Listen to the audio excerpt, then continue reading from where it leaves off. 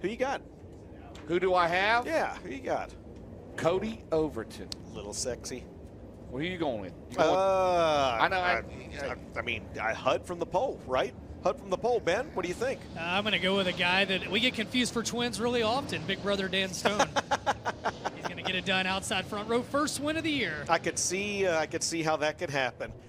Earl Hoon is going to take Ricky Thornton Jr. from 8th. You can never bet against RTJ. Or EHJ. The EHJ goes with RTJ. Here we go, 26 cars, 25 laps, $5,000 on the line. They fire in the Racing for Heroes. Starting zone prelim feature number 1 is underway. Let's see if Dan Stone got that power steering issue fixed. Here comes Cody Overton on the bottom of turn number 2. O'Neal has the lead. Overton down the back straightaway. Here comes Dan Stone in 2.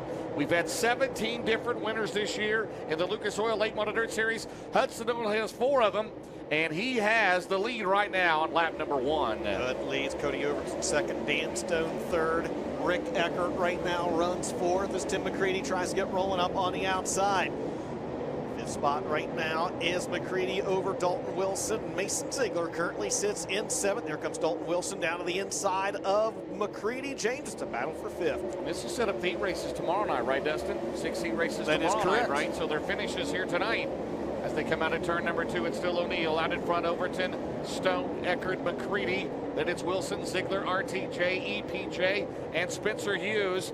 Cody Overton's got a good hot rod right now. Hudson O'Neal, tough luck last night with a flat tire. He did recover to get a top 10 at Georgetown. Cody Overton, man, he's right there on Hudson O'Neal in this one tonight, as those 2 drivers have stretched out by just a little bit over your 3rd place battle between Dan Stone and Rick Eckert. Cody Overton giving chase to your leader behind them. Now Eckert gets rolling on the outside. He's going to try to take 3rd away from Dan Stone. He'll have him that time by at the scoring loop. So move Scrub up to 3rd. Back up the front of the field, though. Cody Overton gets another head full of steam down the back straightaway as he closes in on Hudson O'Neal. Remember when Cody was winning all of those crate races, his older brother said, he's better than me. I mean, he did say that, right? Yes, he did. Right now, Brandon will be coming up in his 2nd feature. Cody Overton will diamond off the corner down the back straightaway. It's about 4 car lengths the advantage. Rick Eckert right now is 3rd, and Rick Eckert's closing ground. He's 2 seconds behind your leader, but it's still Hudson O'Neal. He has led from the start with 6 laps scored to this 25-lapper. And I tell you what, the speed that your lead duo is setting, James, it's only going to take them a couple more laps to reach Dave Stam at the back of the field. We're only 6 laps in to this 25-lapper, 19 laps remain. And again, that lead duo, they stretched out. They've got about a 1.7-second advantage over Rick Eckert. Eckert pedaling hard, and behind Eckert, Tim McCready also pedaling hard as he's now engaged in a battle for 4th with Dan Stone. Again, not for championship points tonight. Again, there's no provisionals. Everybody gets to start. It's $500 to start. It's a $25,000 purse in each of these features. McCready to the outside of Dan Stone. And right now, heavy traffic for your leader off at turn 4 and turn number 1. As your race leader, Hudson O'Neal, is going to sidestep the 10 of Dave Stam. He puts that car 1 lap down, and that car is now a buffer between himself and your 2nd place driver, Cody Overton. Overton going to work his way by Stam going into turns 3 and 4. Try not to lose much ground to Hudson O'Neal. O'Neal had 0.7 of a second on Cody Overton that last time by. This time by 9 laps going up on the Bobby Rahal scoreboard. 0.8 of a second the advantage for the new deal. Meanwhile, Overton, he's cut that lead down now. It was 0.8 of a second. It's going to be a little bit closer this time as they fire into turn 3. The tail end of the field off at turn 4. Hudson O'Neal and Cody Overton putting on a show at Port Royal. And down the straightaway, and Lawler almost shut the door on your leader. Yeah, business is about to pick up here at the front of the field because there's 1, 2, 3 drivers at the back of the field directly in front of the field, and that's Hudson O'Neal trying to work his way around Corey Lawler in the 93.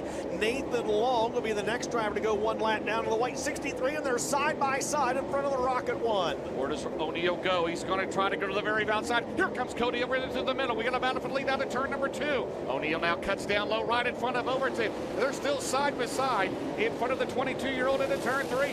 We got a dandy at Port Royal. O'Neal sneaks by on the outside, Dustin. And don't look now, but Rick Eckert's closing in on both of them. A nice move there by Hudson O'Neal to work his way by those 2 drivers and by himself about another 2 laps of breathing room as Cody Overton now stuck behind. The 2 is, it looks like Justin Weaver going to be off the pace on the inside of the back straightaway. He'll make the left-hand turn to the infield, and we stay green.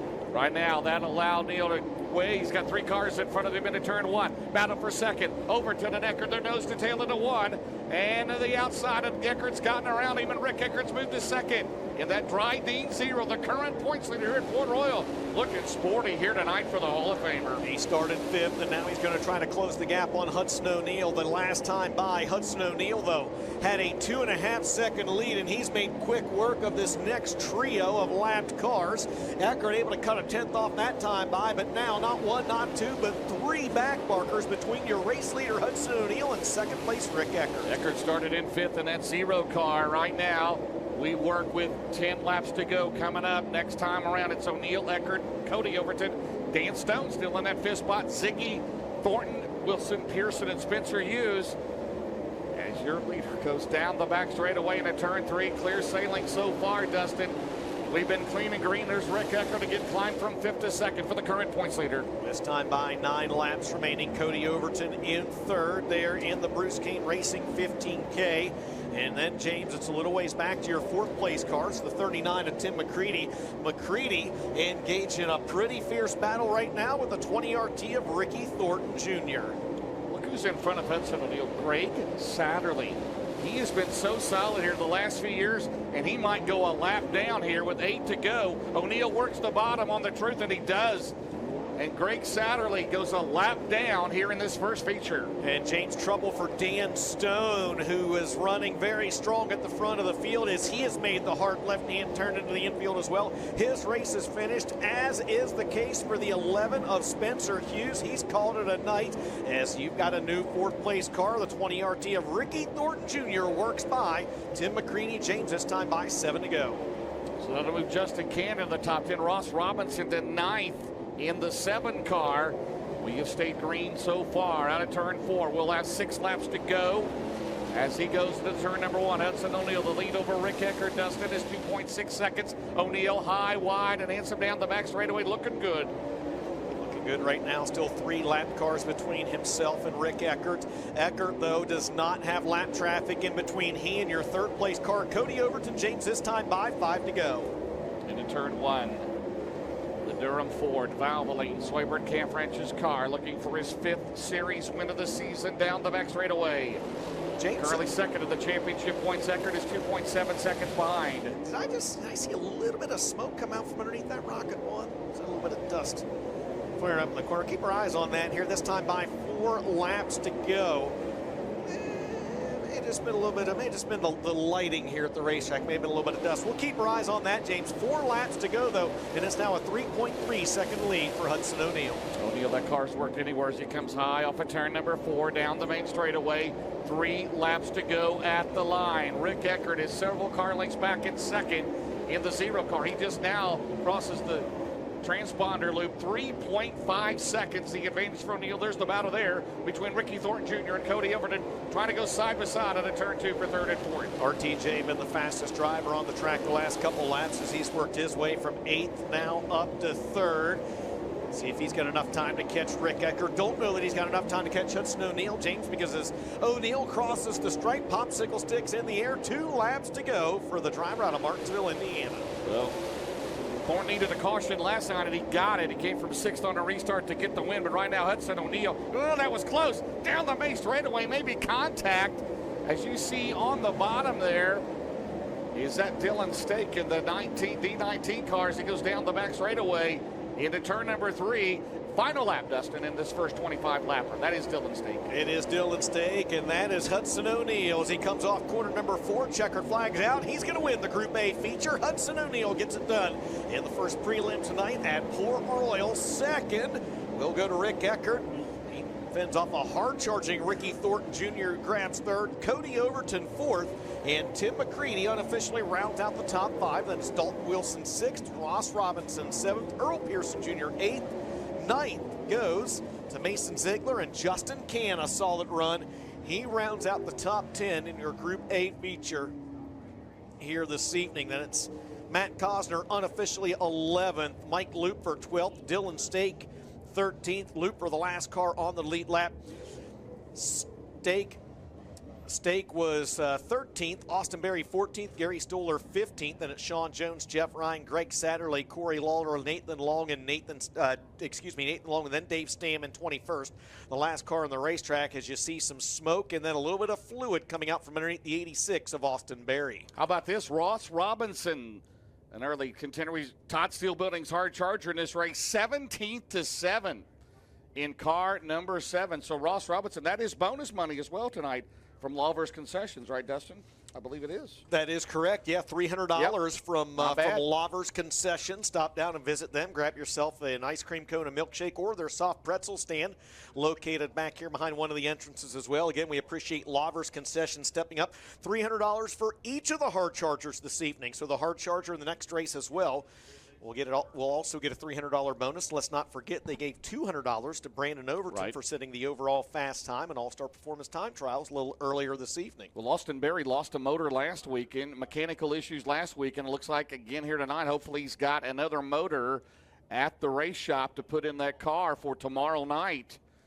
And he was second. He was the second in that Todd Steel Building's hard charger of the night was Austin Berry. Ended up in 14th. At the finish, but you can see the stream there leaking out of the car.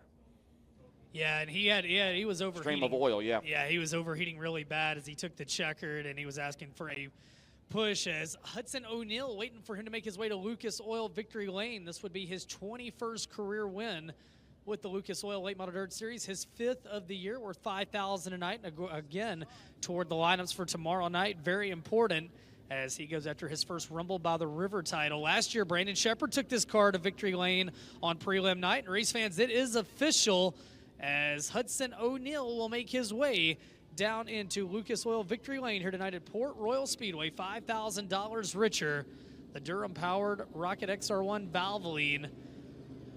Rick Eckert started 5th and finished 2nd. Ricky Thornton Jr. started 8th and finished in 3rd. Yeah, we had some hard chargers in that one. Great job by Ross Robinson. I know Ross didn't have the run he wanted at his home track last night, but hitting the ground running tonight as we wait on the Indiana racer Hudson O'Neal to climb out of this race car, picking up $5,000. Crew down here taking a look at the tires as he gets set to climb out. One feature waiting in the wings, one in the books.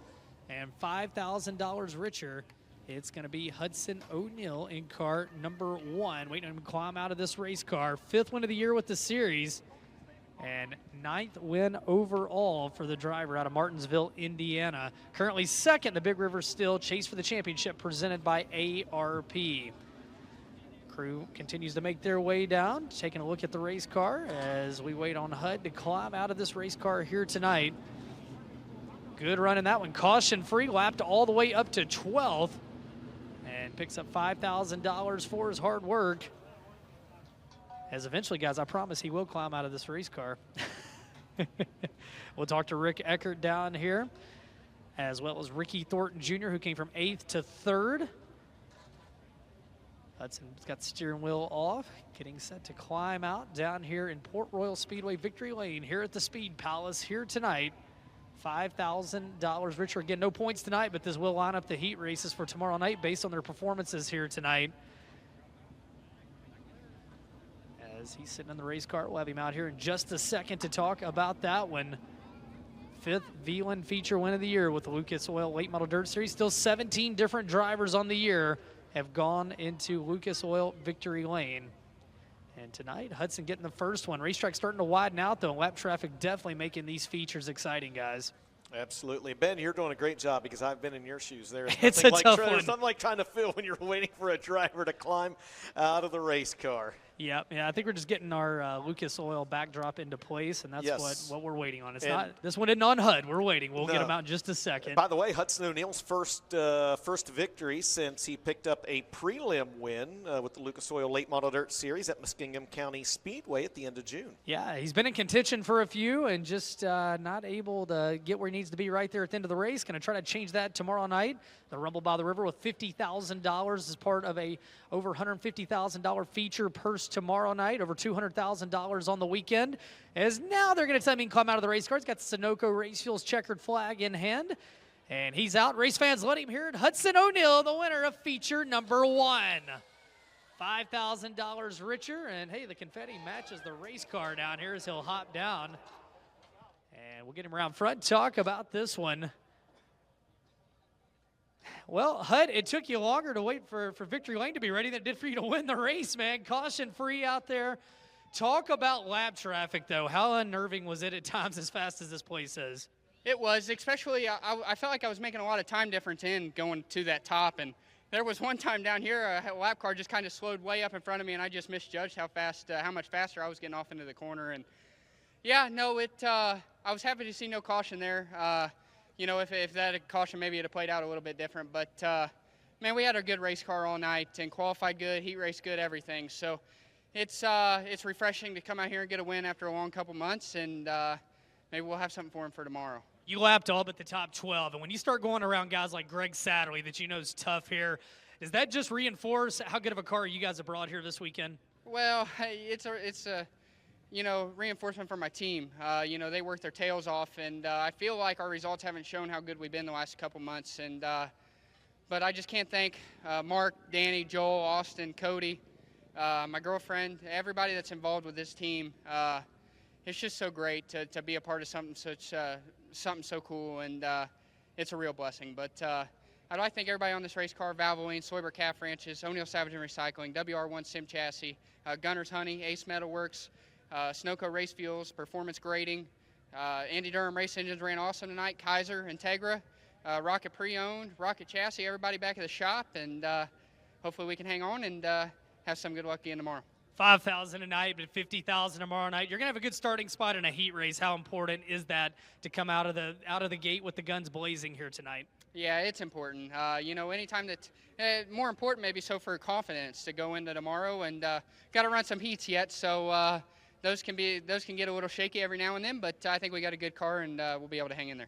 Race fans, how about it? Hudson O'Neill, he wins feature number 1.